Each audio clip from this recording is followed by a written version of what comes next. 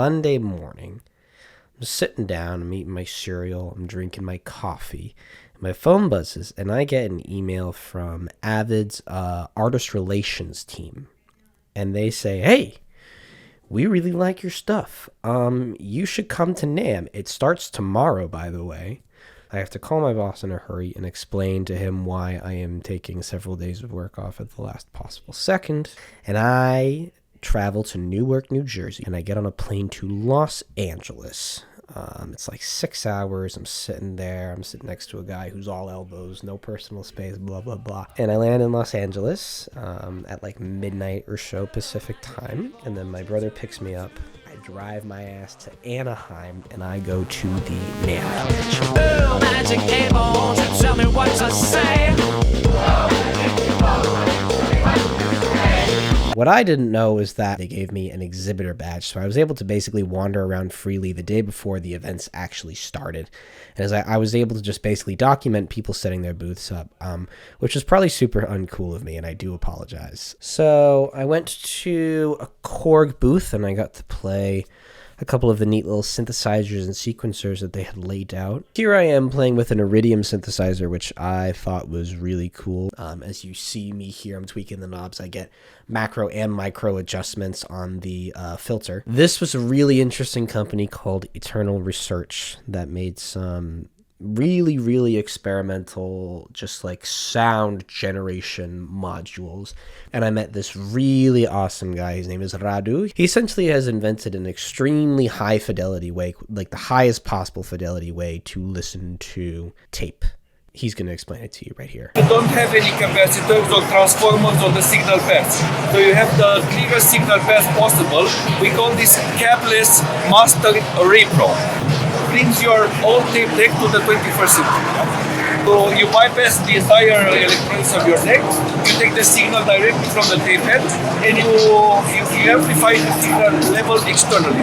Ultra low distortion, ultra low noise amplification. What you guys see here, it is the best cassette deck ever produced. Here's a talk that I witnessed between 4 different playback engineers who were all talking about how to be, good playback engineers. They all had very varying kinds of experience. A couple of people did a lot of like electronic and hip hop stuff. One was a DJ and a playback engineer, and another one was Kanye and Kendrick's playback guy. And he was a guy who talked about Kendrick's relentless work ethic on the road, and how when they were touring behind Damn, whenever they weren't on stage, Kendrick was recording the soundtrack for the Black Panther movie, which came out the following year. So he was just like on the clock, round the clock. And he talked about the mishap at the Donda 2 live stream event, which he was not the playback engineer for. Somebody else was, but he was credited as sound designer. Because Kanye fans are fucking morons. They saw that, and they were like, oh, the sound designer, it's him, he fucked up, and how he was like getting death threats every day for like 6 months afterwards.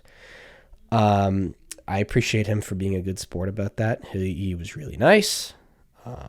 Shouts out. Unfortunately I missed the first Safit because I couldn't find the room, but I watched a really interesting like Dante masterclass. I know basically nothing about Dante. I've used it on a couple of gigs before, but it's been a very like following other people's directions, being like, plug this into this. Okay. Essentially Dante is a digital patch bay, and it's very effective. So I got to watch a talk with Andrew Sheps, and he talked about the production and the mixing of So Sweet by Hozier, and he like really went in detail about his relationship with Hozier, who he's known for like the last decade or so. What really stuck with me was him talking about transitions and how to make a chorus feel big, even if you're not necessarily adding more things to the arrangement, which I heard, and I said, okay, I hear you, and I applied that to my record when I went home the following week to work on it. Oh, this was really interesting. This was like an Eventide Mac instrument. It was essentially a rebuild of an instrument from the 80s. Somebody customized a Macintosh and made it into this really interesting sort of generative music system where you could input, like, basically you move the mouse around and you create different arpeggios, and you can set it to a certain scale or a certain key or to certain harmonies and certain rhythmic parameters.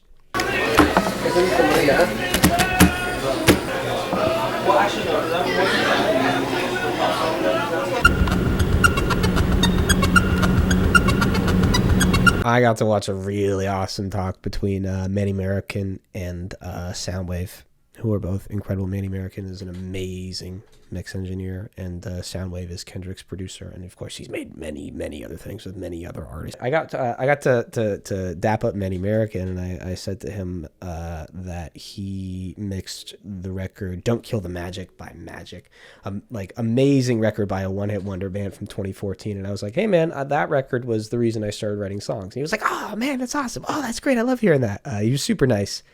And I got to chat with Soundwave a little bit, and I asked him, I wanted to show him I was a real head, so I asked him if there was ever going to be another Red Hearse album. And he seemed kind of annoyed. He was just like, yeah, me, Jack, and Sam are always making music. I was like, right, of course you are. So that happened.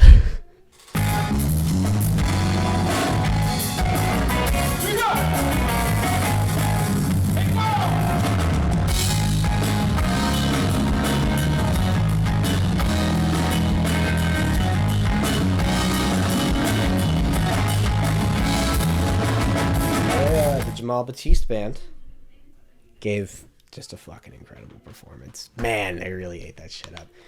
I cannot find my car. I am looking for a white Nissan Altima at the Anaheim Convention Center garage. Do you know how difficult that is? Where is my fucking car? I just want to yell out for my car, but it won't yell back. Guys, this is huge. This is huge. I found it. I found her. I found her. There she is. Hello, beautiful. Oh my god, I missed you.